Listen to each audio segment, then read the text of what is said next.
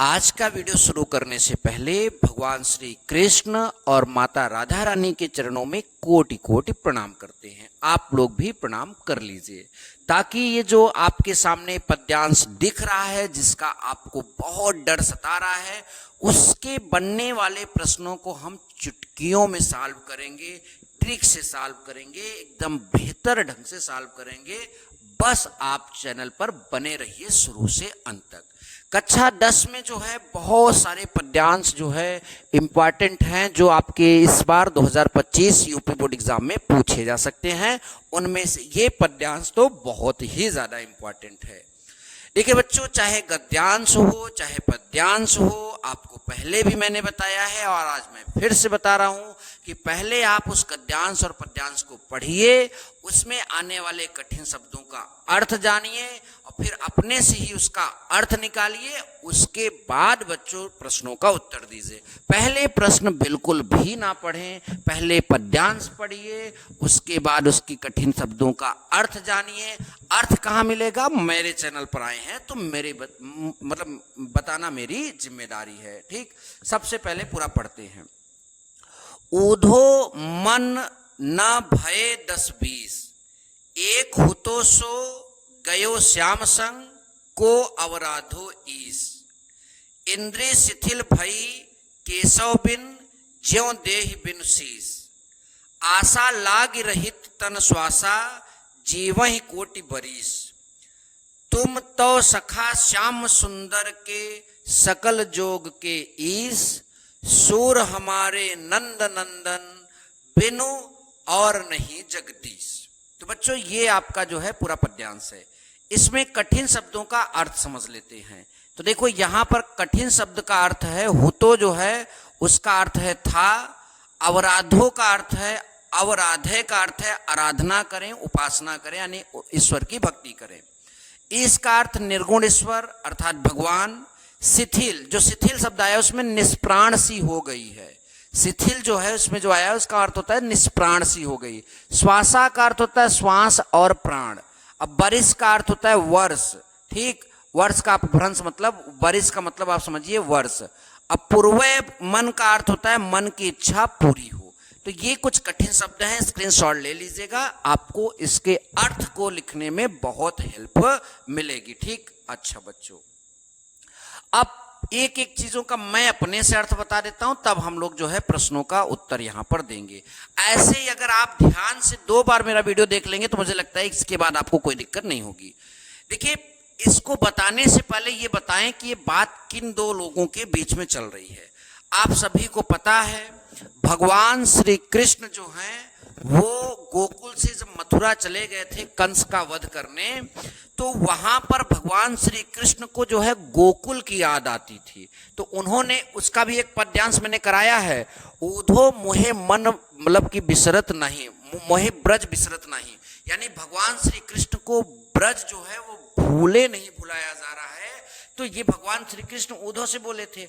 अब वो संदेशा लेकर जो है कि भगवान श्री कृष्ण जो है ब्रज को नहीं भुला पा रहे हैं, और साथ ही साथ गोपियों के लिए एक संदेश देते हैं कि वो भगवान श्री कृष्ण को भूलकर भगवान की भक्ति में जो है मन लगाने का प्रयास करें। तो वही बात जो है ऊधो लेकर गोपियों से कहते हैं। तो गोपियां अपने मन की बात जो है ऊधो से कहते हैं कि अब आप जो है इस तरह से श्री कृष्ण को बताइएगा। तो इसमें जो लिखा है वो गोपियां किससे कह रही हैं? ऊधो से। ध्यान दीजिए, लिखा है ऊधो मन न भय 10-20, यानी हे ऊधो, हमारे 10-20 मन नहीं है, हमारे 10-20 हृदय नहीं है, हमारे पास एक ही हृदय है। और आगे लिखा है ना, एक हुतो सो गयो श्याम संग, यानी एक ही हमारे पास हृदय है और वह किसके साथ चला गए? श्याम के संग चले गए। ठीक, उसके बाद लिखा है को अवराधो ईस, यानी अब ईस माने निर्गुण भगवान की, यानी भगवान की आराधना हम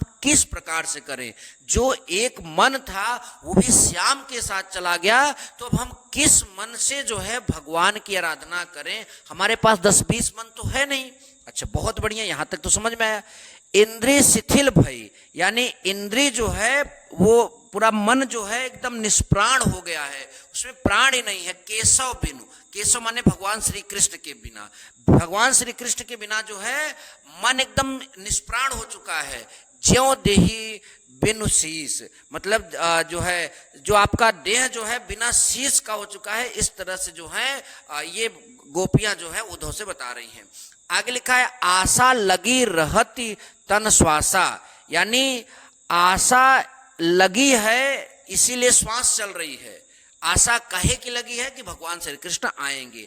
आशा लगी रहित तन श्वासा, यानी आशा लगी है इसीलिए श्वास चल रही है। आगे लिखा है जीव ही कोटि बरिस, यानी इसी आशा में हम अगर करोड़ों वर्ष जिंदा रहना होगा तो हम जिंदा रहेंगे कि भगवान श्री कृष्ण आएंगे और उनके दर्शन होंगे। देखिए आगे लिखा है तुम तो सखा श्याम सुंदर के, अर्थात गोपियां कहती हैं तुम तो श्याम सुंदर के सखा हो और सकल जोग के इस, यानी सकल मतलब कि जग के क्या कहते हैं संसार के तुम ईश्वर हो, तुम जो है तुम तो भगवान श्री कृष्ण के सखा हो।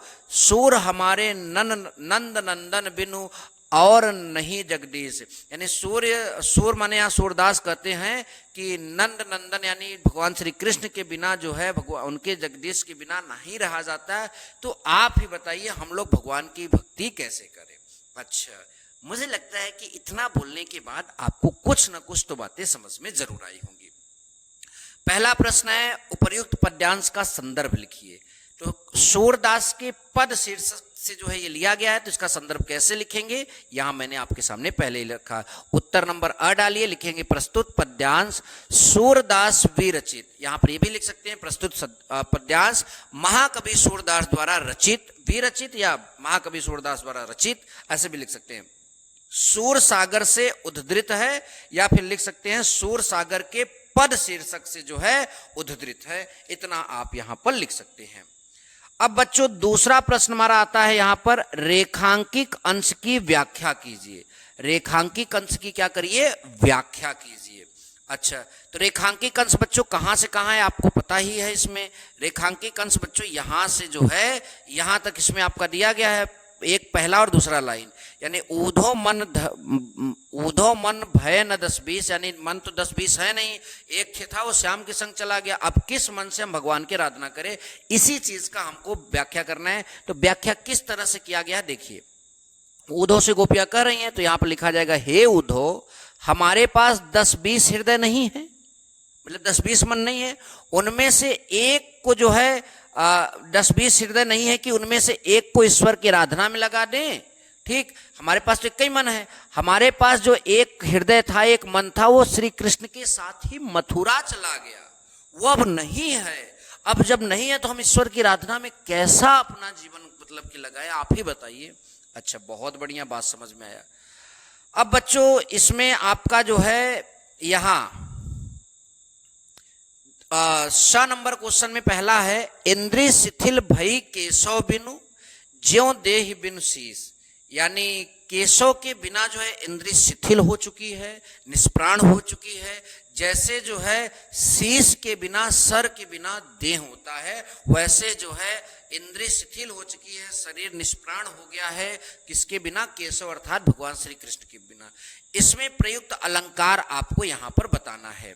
तो देखिए अलंकार यहाँ पर उपमा अलंकार है। उपमा अलंकार इसलिए है, उपमा अलंकार बच्चों वहां पर आता है जहां पर किसी चीज की तुलना किसी चीज से करते हैं।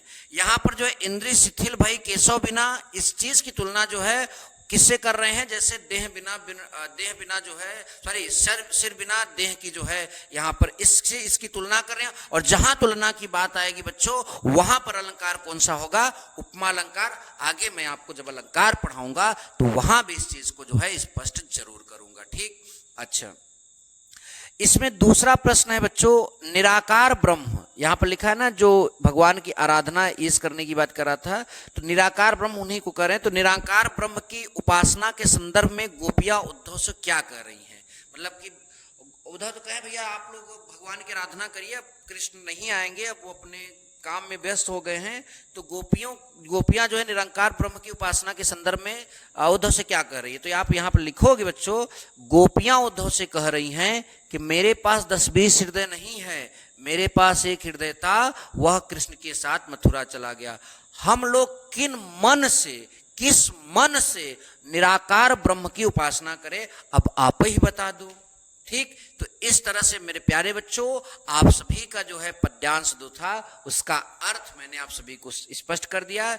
इस पेज का स्क्रीनशॉट ले लीजिए, इस पेज उत्तर वाले का स्क्रीनशॉट ले लीजिए और कठिन शब्दों के लिए यहां से स्क्रीनशॉट ले लीजिए। ऐसे और वीडियो के लिए आप हमारे चैनल को सब्सक्राइब कर लीजिए। मिलेंगे नेक्स्ट वीडियो में। Thank you so much. जय हिंद, वंदे मातरम।